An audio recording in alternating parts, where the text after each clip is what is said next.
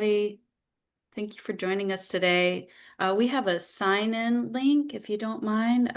We can scan the QR code or we're going to drop it in the chat as well. It's just a quick way to let us know who's here and what organization you're with.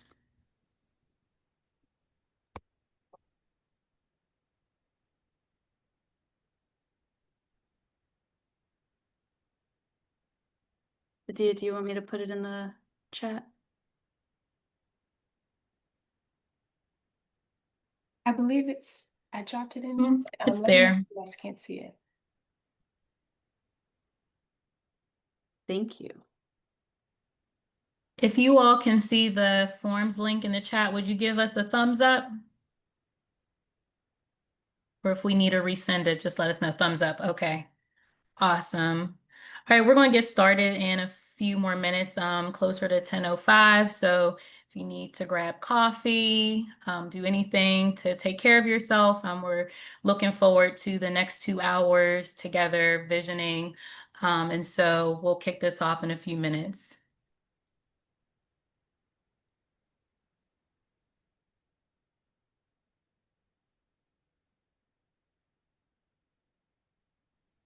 Just a couple of housekeeping reminders. You are welcome to use the chat feature to drop any questions or concerns or comments.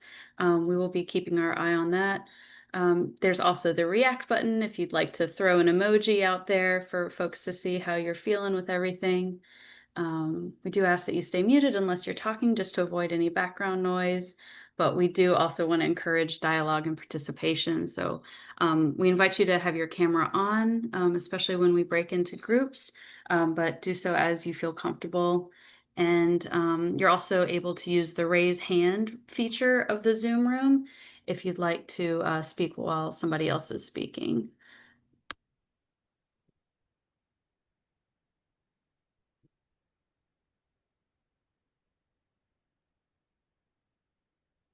In just a couple more minutes.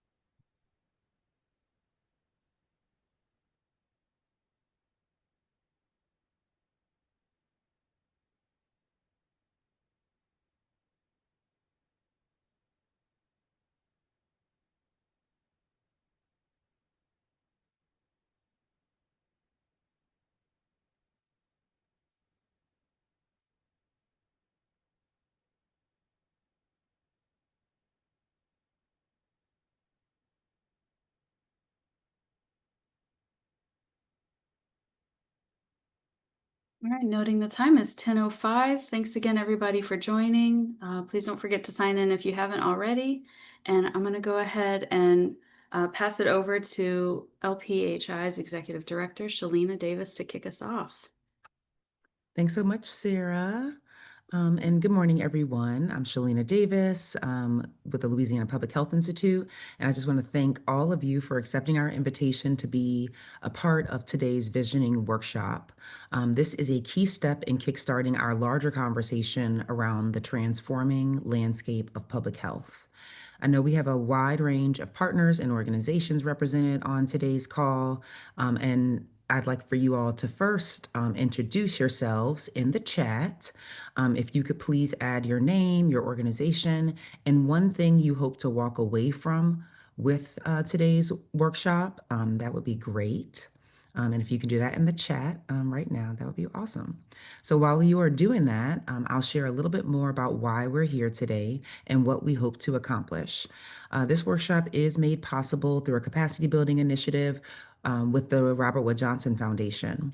During our time together, we'll reflect on what we've learned in this rapidly transforming public health landscape and begin to co-create a vision for how we can strengthen the systems that improve health outcomes across our state and beyond. We're honored to have such a thoughtful and diverse group of folks in the room today.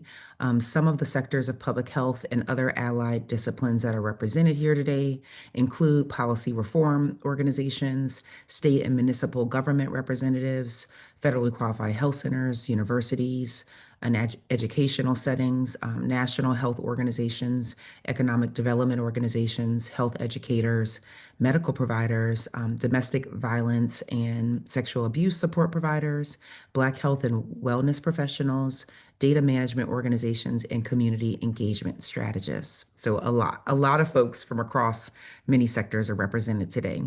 While we know not everyone doing important work in this space could be here, we recognize that none of us are doing this work alone. And we also recognize that this workshop isn't about replacing or replicating the many powerful efforts already underway across Louisiana and across the South. It's about building on that foundation. I'll also note that many of you all know we've had a series of these visioning workshops, two before this in person as well, to gather insights and thoughts from a variety of partners. So today is both a beginning and a continuation, a space to share insights, identify gaps, and add depth to our collective understanding of the current landscape. The more perspectives we gather, the more effective and informed our efforts can be. Also, let me look. So I just want to also make note, I appreciate you all for sharing and dropping in the chat. But in terms of what you all hope to take away from the conversation, I want to pull a couple. A couple of folks noted that they are looking forward to gaining insight on how to be more effective by providing resources in their own local communities. Some folks noted that they hope, I mean, again, with that in that same vein, hope to walk away with new ideas, vision, and motivation for public health collaboration. So again, how can they, you know, take what they learned today to actually put it into action in the work they're currently doing? Um, And then lastly, again, you know, additional opportunities to explore new relationships and collaboration with partners, existing partners and new partners through this conversation. So awesome. So we're excited to dig deeper with you all in this work today, and even more excited to see where it can take us together. Thank you again and welcome. And with that, I will pass it to Tesleen Van Hattem. Great. Well, good morning, Shalina. Thanks so much. And thanks all for joining. I'm excited to just see folks from both across the state, also across sectors, and then also across, you know, the diversity in where folks are at within career trajectories and their orientation to the work. So really excited to have a powerful series of conversations with each and every one of you today. By ways of introduction, Taslim Van Hattem, she, her, and I am the Chief Program Officer at LPHI, and want to just spend a little bit of time talking about what we're going to do here today, and then some reflections from where we've even come in the last few months leading up into this conversation. So, you know, I always want to just start with like taking a deep breath together since we're not in the room, wanting to welcome us into the virtual space. And then for the purposes of today, really giving you a little bit of a foundation of what to expect. So we're going to have a series of questions. My colleague Alicia is going to walk us through some prompts. We're going to have some small group time. We're going to have some individual and personal reflection time, and then some deeper discussion. I will say that translating that workshop methodology from the in-person into the virtual always has its nuances, but I think the dynamic combination of really asking you to step into this thought partnership role with the reflection and then some reporting out will give us the opportunity to really fuse that and still hear in a really meaningful way through smaller groups and larger discussions. What you're thinking about as we start to reflect on transformations in the larger public health environment. We want to ground in, and my colleague will talk about it a lot more, just and what Shalina laid out for us, right? That the public health landscape is transforming and what that really means for us. And we also want to make sure that we're sharing together what those experiences need from a really small and intimate but diverse audience of folks. And we have had the opportunity now to do two in-person convenings, one in Baton Rouge, one in New Orleans. We'll be headed next to Mississippi, and then we're going to cultivate the virtual space so that folks from across the state and then greater South also have the opportunity to really reflect back what they are seeing, hearing, and quite frankly, feeling in the larger space around public health transformation. I want to note that as we step into this space, we have a series of community agreements that we'd love to suggest folks just really have a chance to glance over and think about. We'd say this as we were in the room, and now as we are in this virtual space together, that of just honoring your needs, listening to one another for understanding versus response, that valuing of different perspectives and journeys, always that assuming good intent. Always the challenge of being brave and speaking up, making space and taking space. We really want to hear from each and every one of you, and then embracing the learnings from each other and from others. And then we always say, like, what is said here stays here, although we never want the lessons learned. So please feel free to really reflect on what is shared here and what you learn here, but leave that attribution to folks within this space. Before we get into our workshop in the day to day, and think about what we're going to walk through today, I want to share with you all a little bit of what we've been learning in this space to sort of ground you in maybe our time together today. So we know public health is transforming. We know there are changes. We know every morning we're waking up to a different headline as to how we're seeing transitions within this space. And we also know that there's governmental public health, and then there's public health that is carried out by a dynamic group of partners across our state and our region that don't always see themselves as public health practitioners, but are doing profound population health level work. And so what you're going to see here, both in your small group as well as within some of the larger reflections I'm going to share out with you, is that understanding that when we say public health, we are thinking about the most capacious group of partners that includes everyone that is moving forward with work and catalyzing change at the intersection of improving health outcomes for our communities. With that in mind, we have done a series of key informant interviews of folks that span community public health practitioners all the way on up through public health leaders across Louisiana, and really inquired as to where they see those changes in transforming governmental public health and then public health as a whole happening. And some of those key themes that we've really seen illuminated as we've discussed this with several key informant interviews across the landscape is really hearing about power building and our collective impact with one another. We've heard time and time again, it's so critical to figure out what people actually care about first before we're pulling out our measuring stick. So really grounding in what's happening versus evaluating what's happening. And then we've heard time and time again, if someone announced we were having a public health convening, think of all the organizations that wouldn't show up. And it's why every single person today, if you're like, am I in the right room? The answer is yes. Are you in public health? If you're here, the answer is yes.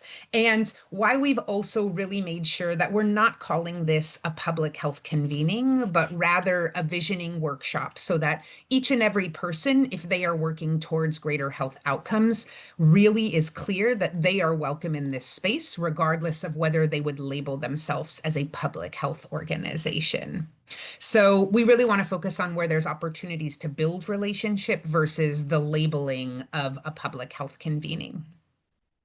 We've also heard a lot about the threats to public health, right? That's alive and front and center for many of you and many of our partners across Louisiana and the South, right? Folks really highlighting challenges around data disappearance and funding cuts, and challenges within the landscape, right? Some of the examples that we've been given is the inability to compare and contrast data, or how folks are making future plans around data implementation to really impact policy as well as programming, or also ultimately how they're grounding in what they believe the shaping of truth and health literacy and science and where that might land. And then lastly, we've heard a lot of themes come up around hope for the future. And most importantly, hope through coalition building and reimagining the future. And some of that reimagining is why we started to do this work to begin with, knowing that whenever there is change, there's also real opportunity to rethink and reimagine what we want the future to be. And we want to do that together and in partnership.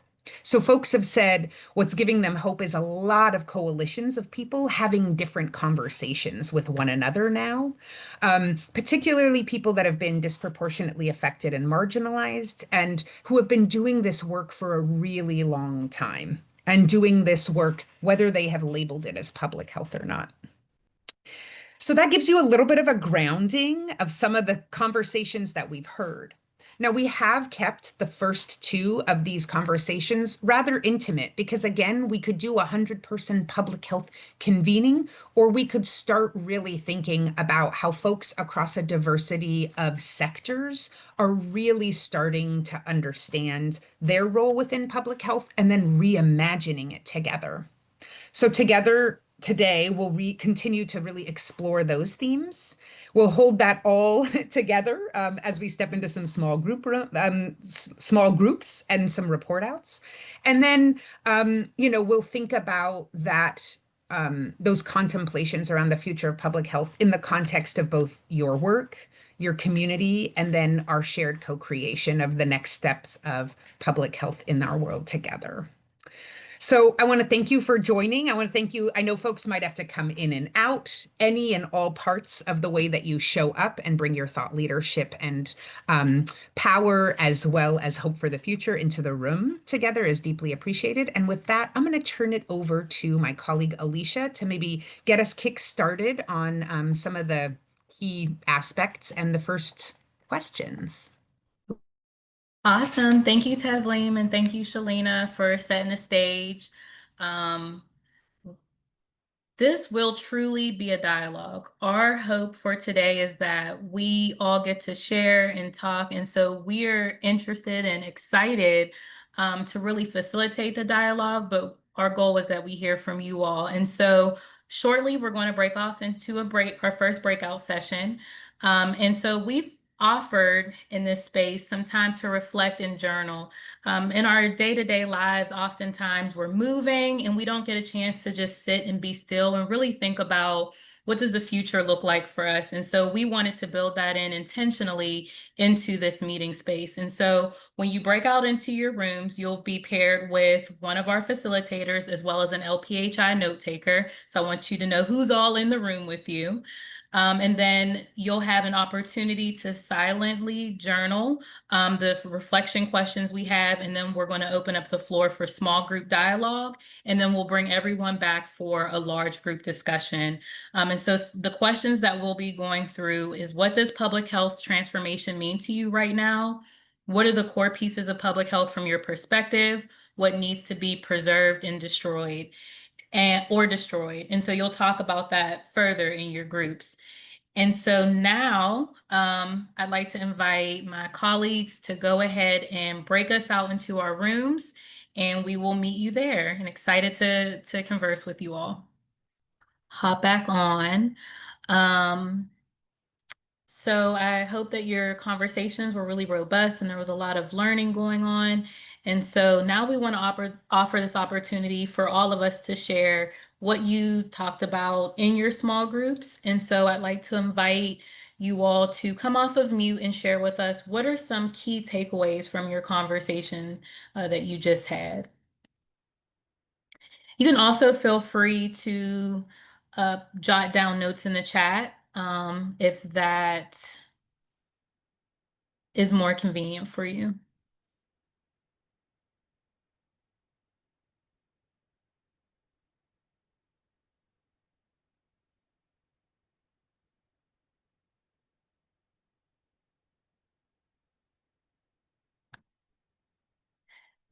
Mm. So I can offer while we're all still thinking and kind of reflecting on what we just discussed, some of the things that were key takeaways. From my group was really a conversation around, well, there was a lot of conversation. So the one that's sticking out to me right now, we talked about what should be destroyed and what should be preserved around the core pieces of public health, and the challenge that right now we're in a space where we're calling for the preservation of policies or programs that we know innately are flawed, and that needs extreme reformation, but do we want them to completely be eliminated? And so kind of just struggling with that balance of wanting change, seeing that there needs to be change, but also who is in, who's at the table to do that reformation. So whether we're talking about Medicaid or we're talking about other policies, like if we were to destroy it, who's a part of that conversation and who's not been a part of those conversations, which is why we know that some of these systems already weren't serving in the way that they intended to. So that was some of the conversations that came out of my group, but I welcome other folks to share some of the conversations that they heard today. Oh, and I see we have a comment in the chat.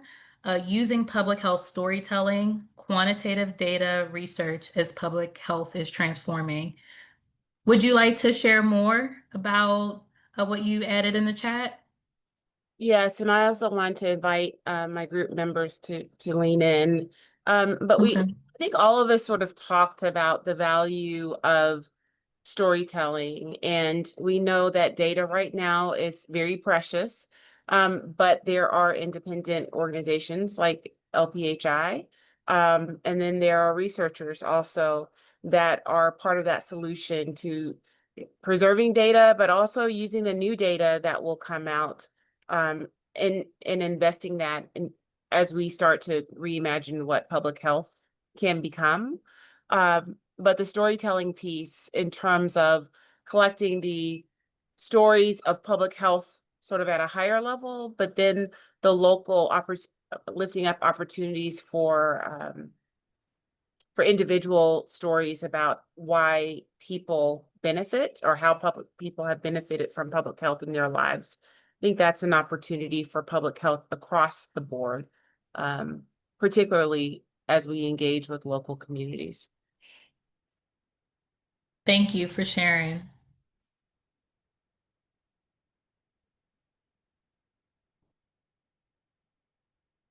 And what group were you in? Remind me. I don't remember the number, but I Oh, had I think it was Stephen and Tanya and Shalina. group And 3. Okay. yeah, okay, group 3. Awesome. Thank you. Anyone else from group 3 want to add on?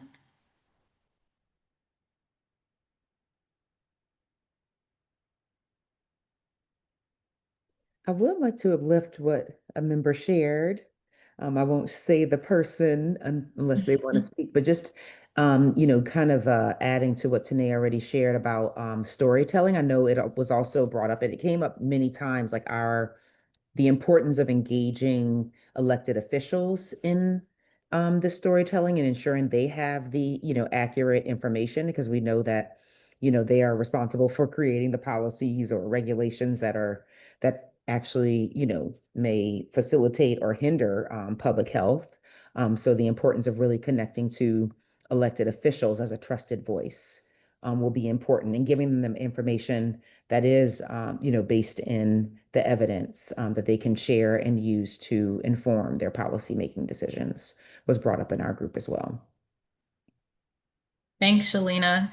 Yeah, that came up in our group too, legislation and policymakers and what's being advocated for. And someone shared a policy that had passed recently that I was unaware of, but talked about the implications to public health and to all of us. So thank you for bringing that into this space. Stephen said this was a great summary.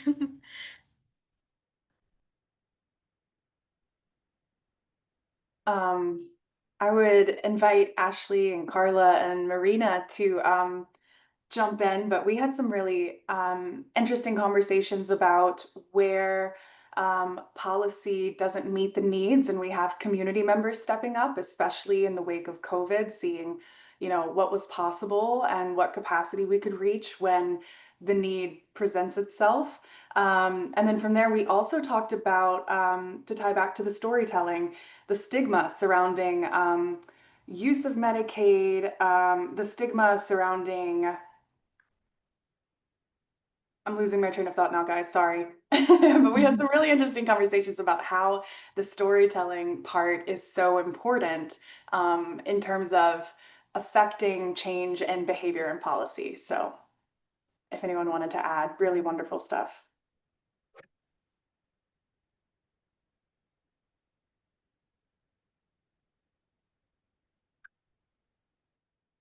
I'm seeing they're like, Kelsey, you did a great job. You summarized it. So awesome. And so we actually had our staff member, thank you, Adia, who was also taking notes and kind of summarizing what we were hearing from all the small groups. So I wanted to share with you all kind of what came back from your colleagues. So around public health transformation, there were conversations around workforce shortages, that the federal government, an opportunity is that the federal government has been the backbone of the public health infrastructure, but that's changing. So will this allow for organizations to really step up in new ways? So some examples were diversifying funding, greater and effective and more effective coordination across groups, et cetera.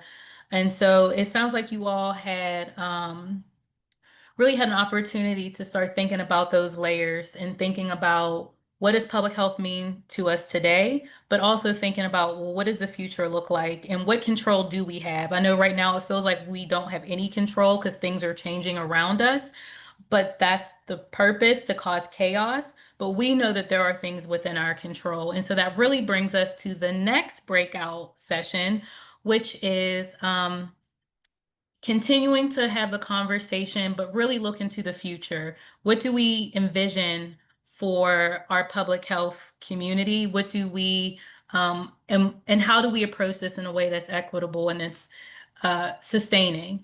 And so we're going to break off into small groups again. It's a similar structure. You'll have an icebreaker. We have questions. There will be time for you all to journal and write down, jot down, and just think, to take a moment to stop and process. And then we'll discuss those questions in a small group, and then we'll bring it back to the large group. And the questions you all will be discussing is, in a completely new system, what would be non-negotiable? What would make or allow you to trust it? And is there anything we should include specifically for the South? So I look forward to hearing what you all talk about and what we talk about in our small groups. And I now would like to ask Adia to transition us into our groups, and see you again in a few minutes. And welcome back. I'll give a few seconds for folks to join us, to rejoin the group.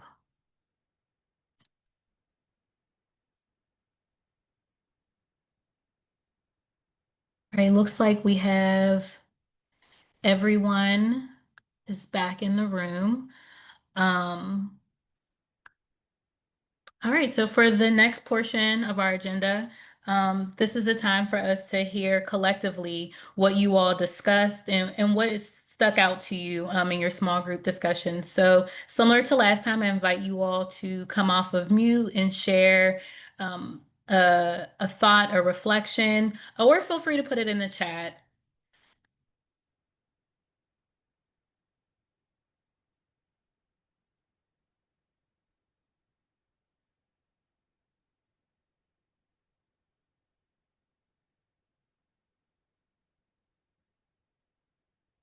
I'm happy to start, Alicia, for our group. And if anybody wants to chime in, I know some of the themes that we heard in our group in terms of non-negotiables is around the data and research kind of infrastructure that is needed to really understand, what the current state is within our community and if it's changing. So we really feel like a non-negotiable is that there needs to be a data and research infrastructure. Another non-negotiable that was mentioned was just maintaining the main, there's in the world where there's a lot of dismantling of institutions and organizations, we do know there are important institutions that are trusted among communities. So how do we really maintain those organizations that are leaders in public health and education, knowledge, and research at this moment that really help to support and move this work forward? And then lastly, one of the things that we heard is really around engaging community is a non-negotiable, and really uplifting voices of community, because they will, our communities, I mean, we're part of the community too, but engaging communities that aren't, necessarily public health folks or in our working spaces to really help inform our work is a non-negotiable and will allow us to trust it.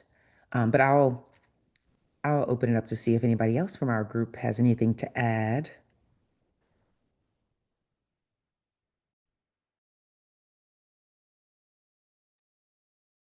Thank you, Shalina. That actually came up in our group as well. If it's okay, Tanae, if I can use the term that you shared with our group, if you give a thumbs up, I'll see it in the reactions.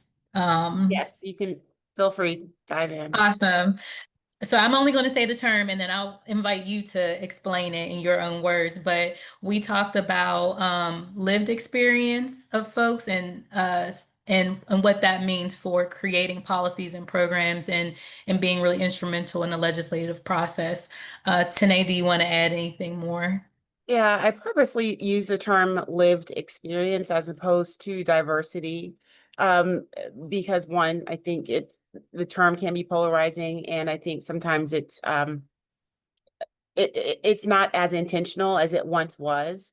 And so lived experience across the board, however we describe lived experience, making sure we have everyone at the table, particularly when it comes to governance, and lifting up new ideas. That's, for me, that's what's missing. And as opposed to retrofitting, putting everyone in, we just need to start foundationally with everyone at the table. And that is all, the entire spectrum of lived experience, however we define that. Is that what you're thinking about, Alicia? Yes. Mhm. Thank you. I see we have some comments in the chat. So Kelsey and her group said that we had some discussion surrounding a need for trust building and continuous health education, not only with external healthcare systems, but also within the ranks of providers, with the example of doulas and childbirth medical teams. And I'm seeing some other comments in the chat. Agree, not retrofitting. So Tanae, folks are really feeling your framework. So thank you for that.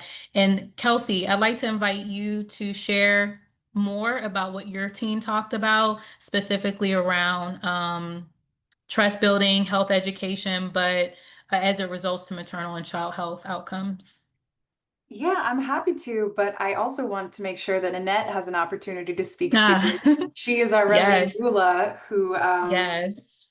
Nanette, if you're there and you'd like to share, hop in. But she was sort of painting the picture for us in terms of, let me look at my notes super quick. They have three things that have sort of become their buzzwords when they're working with medical centers to try to push for, I don't know if the right word is doula rights, but patient choice was a big part of it, and not limiting um, patient choice on a broader scale when it comes to which providers you might want to choose, which facilitation place space you may want to go, but also who you want in the room advocating for you, that should be up to the patient, and that the doctors and nurses and everyone working on that team should accept and respect and work in collaboration with the doulas rather than um, you know I think Nanette put it in a way that there needs to be continuous community education surrounding what does a doula do? What purpose do they? Yeah, I see Nanette coming on, and you're going to put it so much better than me. So I'll let you take it. No, what I was saying is you have to make sure that even in hospital policies, in insurance policies, and whatever we're going to do, that patient choice is not eliminated, minimized, or compromised fully. It should not be just one way to do anything, or just the hospital administration's way, or you can only have one plan with certain things, or in certain regions, that people always have some type of choice, that the patient can feel comfortable and confident, or whether they accept or reject something, that should still be choice available to them. Awesome. Thank you, Nanette, and thank you, Kelsey, for providing that overview. As you all have been in your small groups, we also have been compiling some of the notes. So I want to just take this time before I pass it on to my colleague Tasleem and Shalina to wrap us up. I want to share with you all some of the takeaways that have come from your small group discussions. So specifically around what's a negotiable, what's non-negotiable. You all have talked about folks' lived experience, so we mentioned that in this space. Technology equity, access to real-time data, institutions of health, like the Department of Health, the CDC, et cetera, as being leaders in public health education and programming. What would allow you to trust it? Transparency in funding, in data reporting, and also public accountability. And then is there anything about this new system that you think we should include for the South specifically? And some of the takeaways you all shared was seeking understanding, avoiding assumptions, including people who are unlike us, level setting common language for the South specifically, data that is conserved and interpreted with a cultural lens, and also scaling that reflects health disparities in the South. So really appreciative of the conversations that you all have offered, the intellectual properties that you all have shared by sharing your brain trust with us. And so we're so appreciative. I'd like to now pass it on to Tasleem to do a wrap up, and then we'll ask Shalina to do our closing. Yeah, well, thanks, Alicia. And just thanks to each and every one of you for joining in. I think like a non-traditional conversation. And I say that in a couple different ways, like non-traditional in both the questions, non-traditional in the inquiry, and then to be quite honest, exactly what we wanted, which is a lot of non-traditional partners who are coming together to really talk about like what the transformation in public health is looking and feeling like today.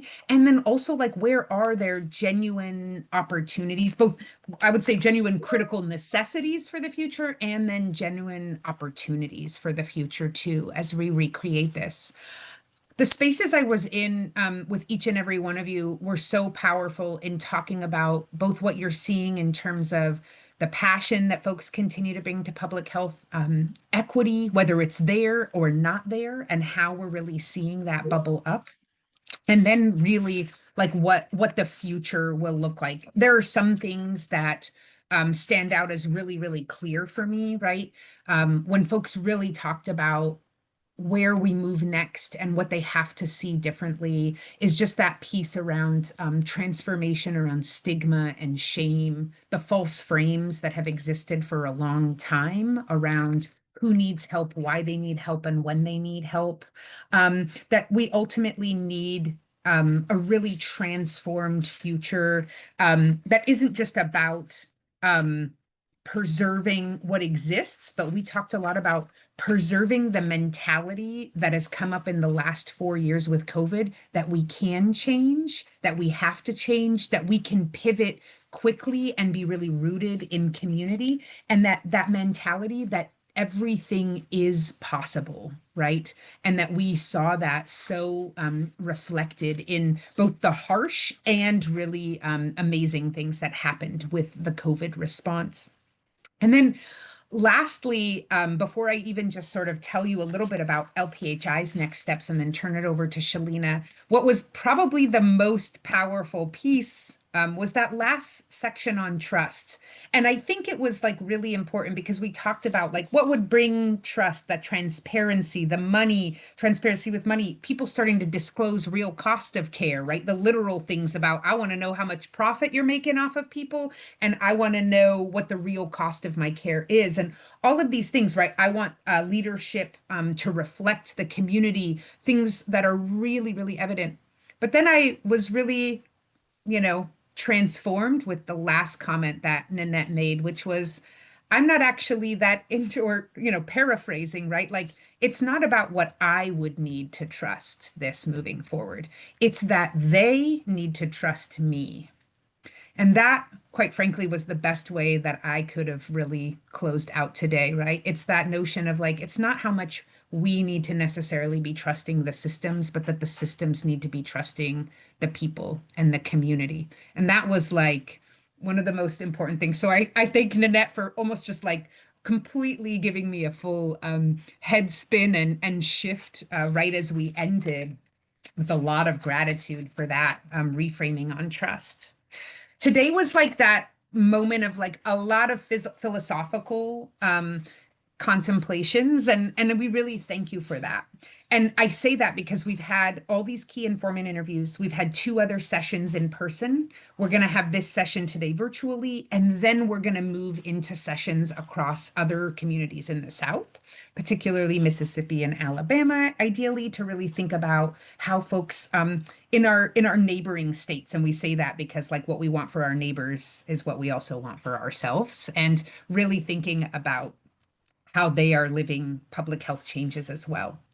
LPHI and this amazing team that you've had the experience with will be really pulling in all of this information and thinking about how that information translates back into strategies, right? Responses and strategies to transforming and reshaping what governmental public health is today that ultimately would be more accountable, more responsible, rooted in strategy, and guide where we see as policy, engagement, and implementation examples in the future.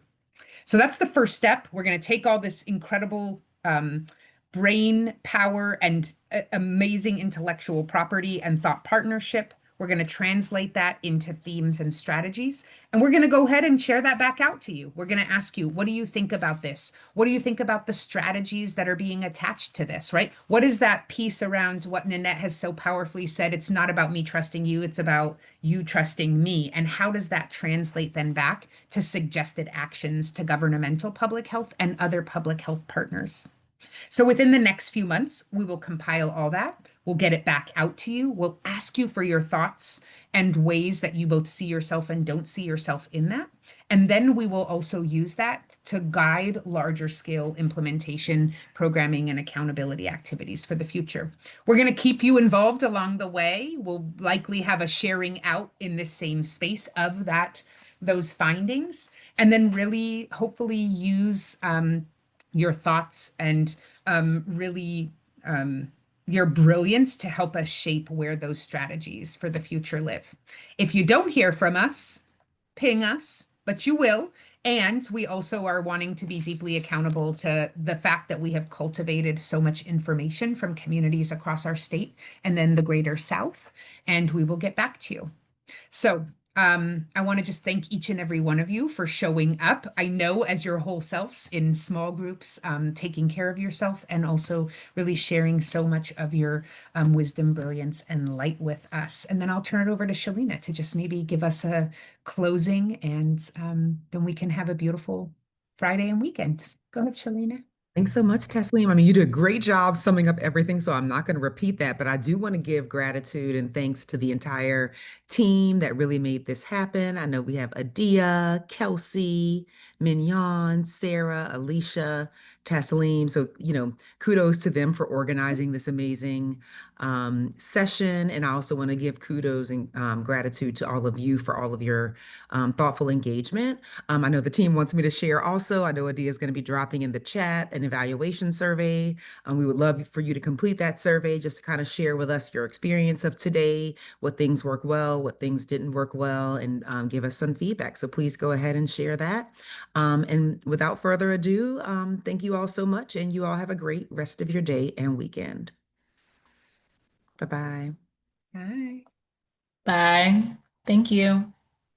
Thanks so much, everybody. Thank you, everyone.